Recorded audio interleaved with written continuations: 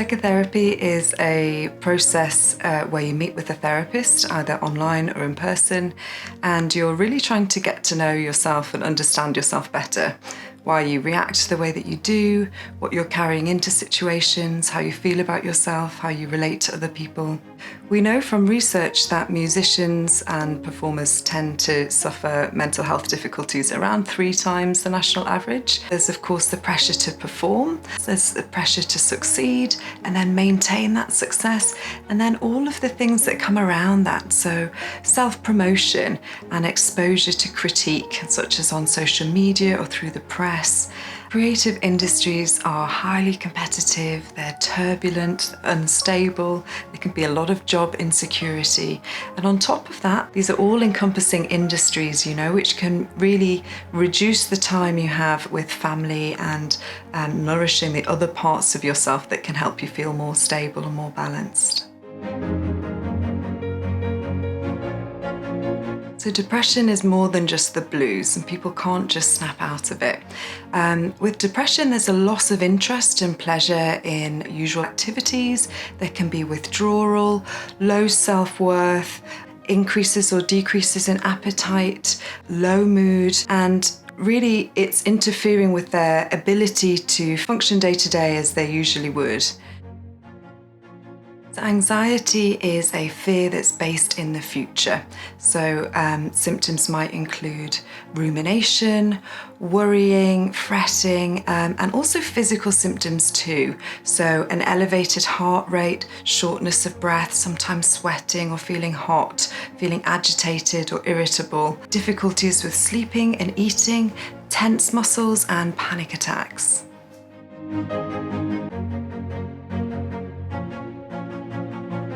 So most mental health difficulties are highly treatable, meaning that with the right support, your symptoms can greatly improve and you can move forward into a more satisfied and balanced way of being. So in therapy, it's very client-led. So whatever issue is most prevalent on the client's mind is what we talk about. And we're really trying to kind of peel back the layers and to understand what they're experiencing. And we're trying to figure out the meaning of those experiences as well, and what's related to the present and what might be a pattern related to past experiences as well. So we're helping build coping skills in the moment, so helping people to understand how their body responds to stress perhaps, how they respond in times of crisis. Are they able to reach for help? Do they find it difficult to do that? Do they tend to withdraw and retreat and cope on their own?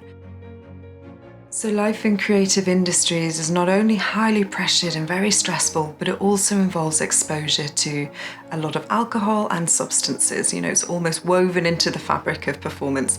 The moment you're backstage, there can be alcohol available. And because it's a high stress situation, it can be very easy to use food, alcohol, and sex to calm the body down or to try and cope. So in therapy, we're trying to understand maladaptive coping strategies, perhaps disordered eating patterns or addictive processes, and try to replace them with healthier coping mechanisms that can support somebody's body and mind in the moment, but also keep their long-term health goals in mind. So therapy is just one part of supporting yourself, and there's lots of things that you can do at home on your own. So you can consider wellness strategies and self-care that can help, again, kind of balance the nervous system, help you decompress and cope better. You can consider your support networks, and then there's lots of strategies you can use for if you're feeling overwhelmed or panicky in the moment, like grounding exercises, visualizations, tapping, breath work, which really helps the parasympathetic nervous system kick in and calm the body down naturally. The body, mind and brain are intricately connected, and when you feel emotions, there's a bodily response. So learning how the body responds to stress and anxiety can help put you back in the driver's seat, so you feel like you have a bit more control over what's happening inside. So a really good example of this is panic attacks. Now, one of the reasons that people feel panic attacks is that the brain has misinterpreted benign signals from the body as signs of danger and threat. So we use breath work and grounding exercises to really reassure the body that it's safe, and to help bring that heart rate down, elongate that out breath, and help somebody's body to recover in the moment. So if you learn how these emotions and experiences are expressed in the body, you can catch the feeling really early on before it takes hold and becomes overwhelming, and you can step in and make a change and regulate that feeling and regulate the body. It's really important to know that help is out there, and radical change can happen with the right support. Even if you've been feeling really low and disheartened and you've been struggling for a very long time, with the right care and the right coping strategies, you can feel very different. One thing that is a benefit of therapy is that we're really preserving that creative spirit and helping you to better access those wonderful flow states that feel so great and so powerful in the moment, so transformative. And we're helping to lessen the noise around that, so that you can better concentrate and focus on the times that are really fulfilling.